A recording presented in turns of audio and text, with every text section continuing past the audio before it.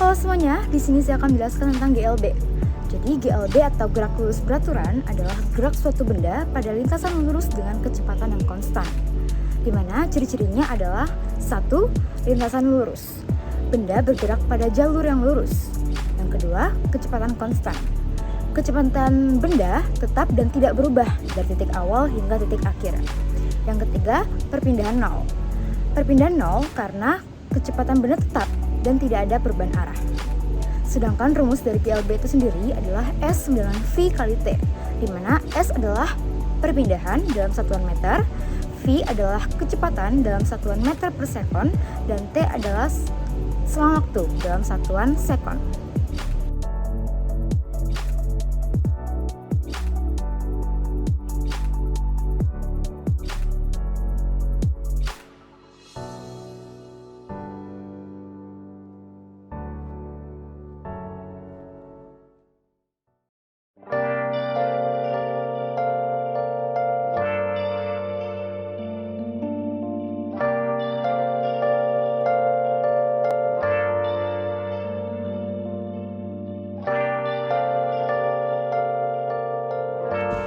Halo semuanya, jadi di sini saya akan menjelaskan apa itu GLBB.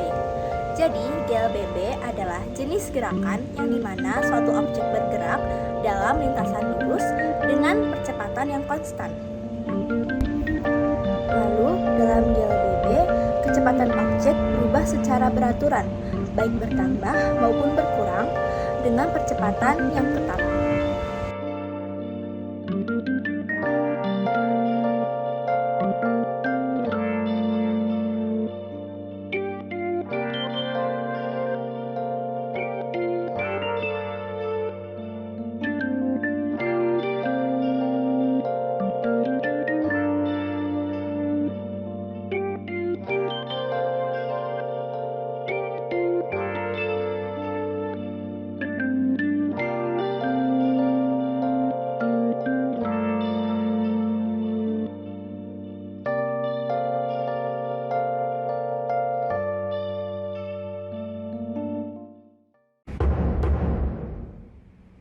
Ya, sekarang saya akan menjelaskan tentang gerak vertikal. Nah, sebenarnya kalau dipikir-pikir gerak vertikal ini sama aja kayak GLBB kan. Nih, dia gerakannya dalam lintasan lurus, terus tuh nanti kecepatannya bakal berubah. Tapi apa emang iya? Nah, sebenarnya ada satu hal yang membuat ini berbeda, yaitu gravitasinya. Kalau GLBB kan ada kemungkinan geraknya bakal horizontal. Tapi kalau gerak vertikal sudah dipastikan geraknya vertikal. Nah, kalau jatuh kan benda pasti ada gravitasinya. Nah, itu nih yang bedain gerak vertikal sama GLBB. Nah, gerak vertikal ini dibagi menjadi 3 jenis. Ada gerak vertikal ke atas, gerak vertikal ke bawah, sama jatuh bebas. Nah, apa sih bedanya gerak vertikal bawah sama jatuh bebas? Kan sama-sama ke bawah nih. Nah, bedanya kalau gerak vertikal jatuh bebas itu dia nggak ada energi awal aja, cuma jatuhnya kayak nah gitu aja. Tapi kalau gerak ke bawah tuh ada energi awal, jadi ada nah gitunya, ada ya gitu. Ya, pertama saya akan menjelaskan tentang gerak vertikal ke atas. Bayangkan jika ada bola dilempar ke atas. Nah, dia akan bakal melawan arah gravitasi nih yang ke bawah tentunya. Maka karena itu, bolanya makin lama akan makin lambat. Karena dia akan ditarik oleh gravitasi. Nanti dia akan melambat hingga akhirnya kecepatannya 0 dan dia jatuh. Nah, selanjutnya adalah gerak vertikal ke bawah. Nah, jadi kalau gerak vertikal ke bawah ini dia bayangin bola itu dilempar ke bawah tanah. Langsung. Nah, saat dilempar, bola ini makin lama akan makin cepat. Kenapa? Hal ini dikarenakan bola tersebut tuh mengikuti arah gravitasi. Sehingga kecepatannya itu dibantu oleh gravitasi nih, ikut ditarik juga. Jadi makin lama makin cepat ya. Dan terakhir ada gerak jatuh bebas. Seperti yang saya jelaskan sebelumnya, bedanya vertikal ke bawah dan vertikal jatuh bebas itu, kalau vertikal ke bawah dia ada energi awalnya, sedangkan vertikal jatuh bebas tuh nggak ada. Nah, jadi bayangin ini coba kayak apel jatuh dari pohon, stroke. Nah, dia awalnya nih bakal lambat, tapi makin lama makin cepat karena dia ikuti arah gravitasi yang ke bawah, jadi makin lama makin cepat hingga akhirnya jatuh ke tanah. Ya, dan ini adalah rumus dari gerak vertikal. Kalau dilihat-lihat, rumusnya ini mirip ya sama GLBB. Sekarang ini yang beda ini cuma percepatannya menjadi gravitasi serta jaraknya menjadi ketinggian.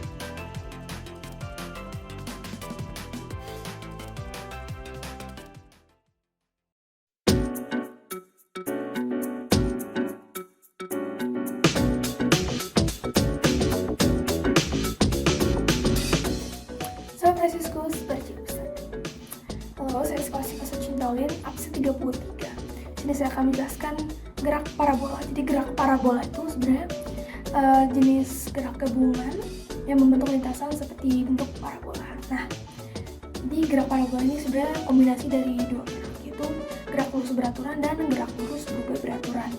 Nah, biasanya gerak parabola ini tuh ada di kehidupan sehari-hari, seperti bola yang ditendang atau bola yang dilemparkan, peluru yang ditembak, sama air mancur.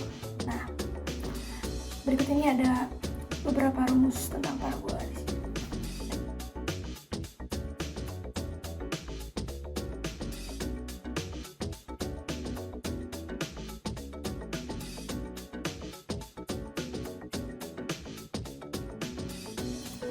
Dan berikutnya saya akan menjelaskan sedikit atau mengilustrasikan sedikit tentang gerak parabola serta titik maksimum. Oke, kita misalin dulu. Kalau misalnya ada benda yang bergerak secara parabola ya. Ntar gambarannya kira-kira gini. Dan bentuk kurvanya. Nah, ketika benda mengalami gerak parabola, dia akan mengalami gaya ke kanan atas sampai ke sini, ntar dia sampai ke titik maksimumnya.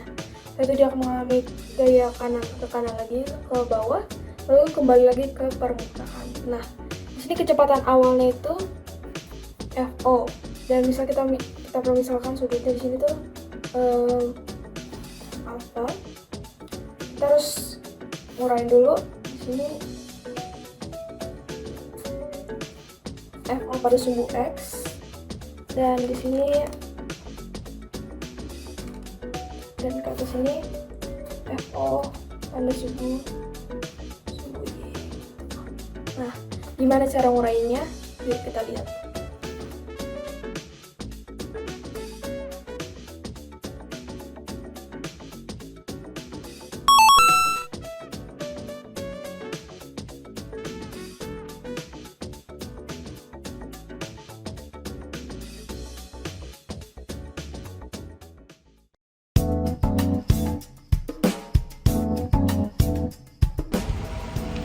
Apakah kalian pernah memperhatikan baling-baling kipas yang berputar ataupun dari roda kendaraan yang juga sedang berputar? Baling-baling kipas dan roda kendaraan ini bekerja dengan prinsip fisika yang sama, yaitu dengan gerak melingkar. Sebelum memahami apa itu gerak melingkar beraturan, mari pahami dulu besaran-besaran pada gerak melingkar beraturan. Yang pertama ada periode. Periode adalah waktu yang diperlukan oleh benda untuk menempuh satu kali keliling lingkaran penuh atau satu kali putaran. Satuan lain dari periode adalah menit, jam, hari, dan tahun. Periode bisa dirumuskan dengan T sama dengan T per N. Dengan T besar adalah periode, T kecil adalah lama benda berputar, dan N adalah banyaknya putaran. Lalu juga ada namanya frekuensi. Frekuensi adalah banyaknya putaran yang dilakukan benda setiap satuan waktu. Dan satuan lain dari frekuensi adalah kilohertz, yaitu 10 pangkat 3 Hz, dan megahertz, yaitu 10 pangkat 6 Hz. Frekuensi bisa dirumuskan dengan F sama dengan N per T, dengan F adalah frekuensi atau Hertz, T adalah lama benda berputar, dan N adalah banyak putaran. Periode dan frekuensi ini saling berkaitan dalam menggambarkan sifat gelombang atau getaran. Artinya adalah semakin besar frekuensi, maka semakin kecil periodenya. Ini berarti jika suatu getaran terjadi lebih sering dalam satu detik, atau frekuensi yang tinggi, maka waktu yang dibutuhkan untuk satu getaran penuh atau periode akan lebih singkat. Dan juga sebaliknya, dengan semakin kecil frekuensi, maka semakin besar periodenya. Ini sama saja seperti ayunan. Ayunan, jika berayun sangat cepat atau frekuensi tinggi, maka waktu yang dibutuhkan untuk sekali ayunan atau periode akan singkat. Sebaliknya, jika ayunan berayun sangat lambat atau frekuensinya rendah, maka waktu yang dibutuhkan untuk sekali ayunan atau periode akan lama. Kedua hubungan antara periode dan frekuensi ini dinyatakan dalam persamaan berikut, yaitu F sama dengan 1 per T dan T sama dengan 1 per F. Lalu ada kecepatan sudut. Percepatan sudut adalah besarnya sudut yang dilalui oleh jari-jari lingkaran selama satu satuan waktu atau besar sudut lingkaran yang ditempuh dalam 1 sekon. Dalam kata lain, seberapa cepat benda berputar atau sudutnya berubah. Satuan kecepatan sudut dalam SI adalah radian per sekon atau rad per S. Dan untuk rumus kecepatan sudut adalah omega atau kecepatan sudut sama dengan delta theta per delta t. Delta theta di sini adalah perubahan sudut. Jadi bisa didapatkan dari sudut akhir dikurang sudut awal dan dibagi dengan seberapa cepat perubahan sudut dari awal sampai akhir. Setelah itu ada kelajuan linear. Kelajuan linear adalah panjang lintasan yang ditempuh oleh benda untuk mengelilingi lingkaran selama satu periode.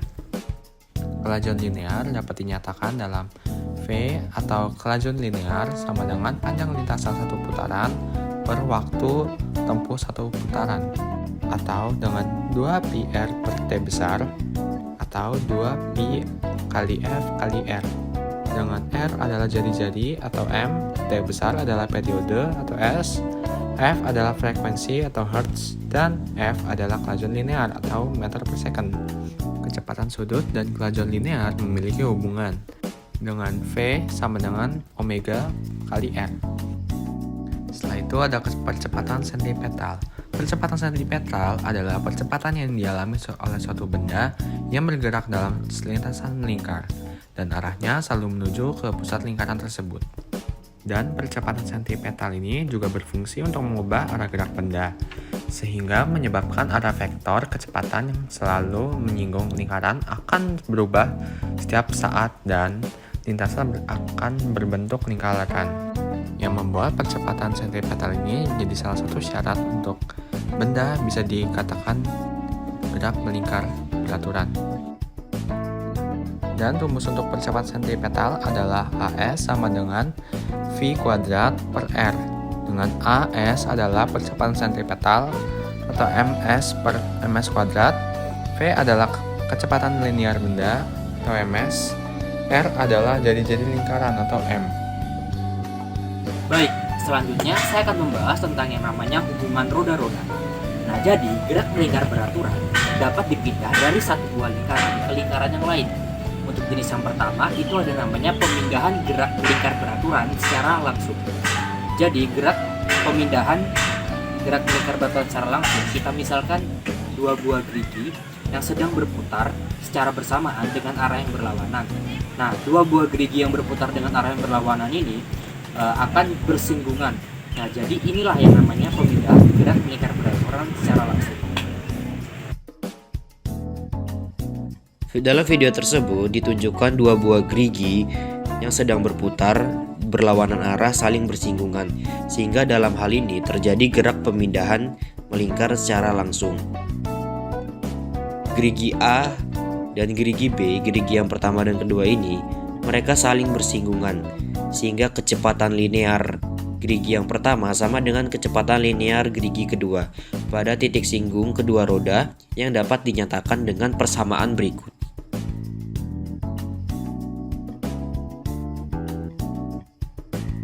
Kemudian yang selanjutnya ada pemindahan gerak melingkar beraturan secara dengan satu poros. Kita misalkan ada dua buah roda, roda A dan roda B. Roda A dan roda B sepusat dan memiliki poros yang sama. Jika roda A berputar satu lingkaran penuh, maka pada waktu yang sama, roda B juga akan berputar satu lingkaran penuh dengan kecepatan sudut roda A sama dengan kecepatan sudut roda B. Video ini menunjukkan sebuah benda yang berputar dengan pusat dan poros yang sama. Benda tersebut memiliki jari-jari yang berbeda dan terletak sepusat. Jika benda tersebut diputar bersama-sama, persamaan yang berlaku adalah sebagai berikut.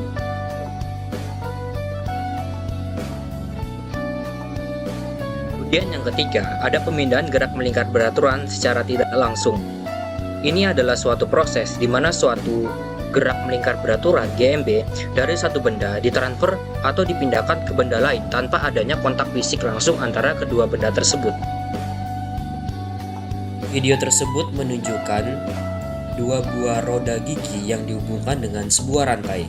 Kecepatan linear roda gigi tersebut sama besar dengan arah putar yang sama. Hubungan antara roda gigi tersebut dapat dinyatakan dengan persamaan berikut.